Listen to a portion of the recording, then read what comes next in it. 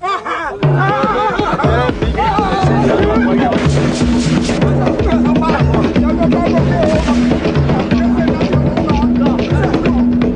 is a war that has made headlines here because American lives and property are in danger.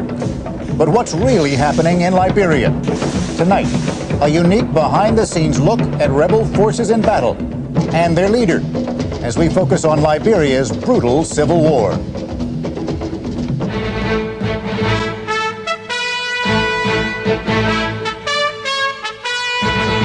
This is ABC News Nightline. Reporting from Washington, Forrest Sawyer. Look around the West African nation of Liberia, and you'll see echoes of the United States. The country was founded as a home for freed American slaves. The capital city is named after President James Monroe. The soldiers dress like American GIs, and American culture is widely admired. Look around and you'll also see the fingerprints of the U.S. Washington operates critical intelligence and communication installations there.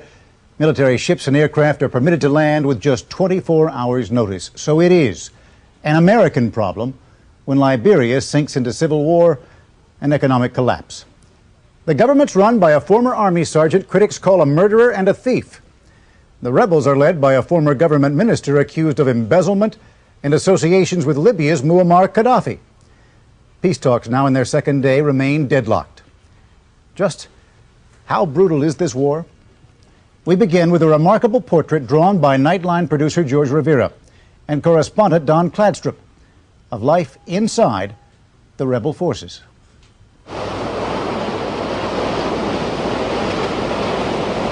This is what you might think paradise is like. Sweeping palms, endless beaches. But those are not ordinary beachcombers. The only shells they care about are the ones you put in guns. They are rebel soldiers, members of the National Patriotic Front, a movement aimed at overthrowing the government of President Samuel Doe.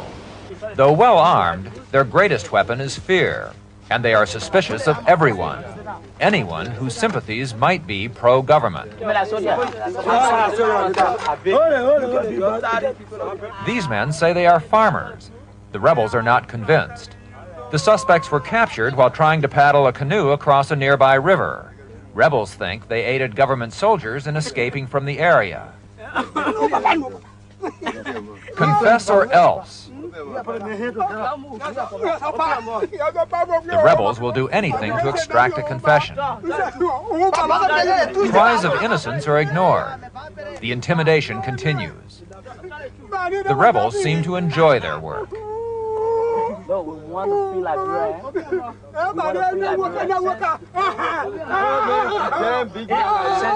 Finally, it stops. Don't kill him now, one rebel says. This is the kind of terror Liberians face every day, the nightmare they have had to live with ever since civil war erupted 6 months ago.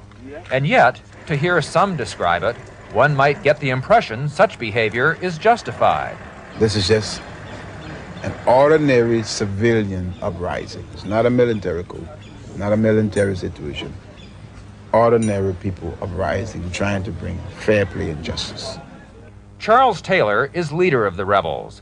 What he really wants is to be leader of Liberia. His adoring followers, in fact, already call him president. Our leader, you right. As a former advisor to the real president, Taylor fled to the United States in 1983 after being charged with embezzlement. Today, with Liberia's economy in ruin, with its government riddled with corruption and its army plagued by desertions, Charles Taylor is back, demanding his old boss resign. And what if he doesn't? We'll kill him.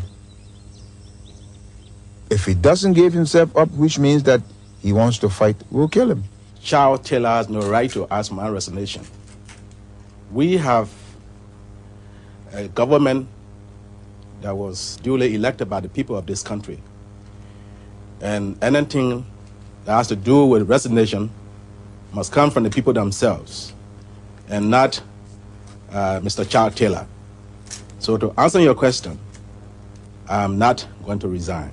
And that's where the battle line is drawn. On one side, as most see it, a power-hungry criminal who will stop at nothing to become president. On the other, a tin-horn despot who came to power through the barrel of a gun, whose record of human rights abuses ranks just behind Idi Amin's. Caught in the middle are thousands of civilians. At least 200,000 people have been forced to abandon their homes, leaving with whatever goods they can carry, using any transportation they can find. They have no food except the food which is growing in the bush. They have no availability to medicines, no availability to water, no sanitation. And no hope. Thousands, perhaps tens of thousands, have been killed in the Civil War, a conflict fueled by tribal hatreds and atrocities by both sides. The killings have never stopped. The mayhem has never stopped. The country is going downhill, it's ruined, the economy is ruined, everything is just, it's just taking a backward turn. If it weren't for the bloodshed, it would almost be comical. These are the people Taylor says will help restore democracy to Liberia. Young people, uneducated people, tripping out on the thrill of taking part in revolution, dressed in clothes they've stolen along the way. Their idea of a good war is the chance to steal more. We are the commandos! Special force commandos! Special force commandos! There is no chain of command here, but there is magic and superstition. This rebel is holding the leg bone of a government soldier he says he killed. He thinks it'll bring him good luck. One thing for sure, this is not war as we know it. There's no Air Force or Navy. No grand military strategy aimed at seeking out the enemy. This is Africa, and in Africa, the enemy often finds you. It happens without warning. No one knows where the shots came from. As rebels fire blindly, some duck for cover. There is little place to hide. One rebel struggles to reload a clip. He is no older than 15. Where is the enemy? Still no one knows, as panic-stricken recruits begin blasting the jungle with anti-aircraft fire. What anti-aircraft doing here? Push a turn, what anti-aircraft doing? Shit, man, I'm sorry I got a bullet hit. I'm sorry I got a bullet hit. I don't know why I'm gonna make a bullet hit me today. He is the only casualty. Ah, my God. The battle lasts for 15 minutes. The enemy is never seen. To most Americans, the Liberian Civil War is just another meaningless power struggle in a remote, faraway place, one of those periodic, mindless bloodlettings that seem to plague African countries. Charles Taylor would like to change that perception. We want to work along with Congress and for the American people to understand that this is not a bunch of headhunters out here in West Africa trying to shoot up a country for power. I have no interest in that. But that is exactly how most see it, and why Washington has refrained from getting involved. Right now, the war is deadlocked. Neither side seems capable of military victory, but few outside Liberia really care. For no matter who ultimately wins, in the end, Liberia loses. This is Don Cladstrup for Nightline in Liberia. Later, we will talk with the top U.S. State Department official concerned primarily with Africa.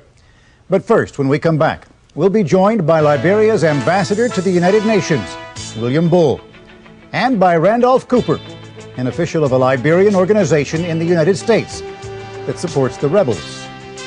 This is ABC News Nightline.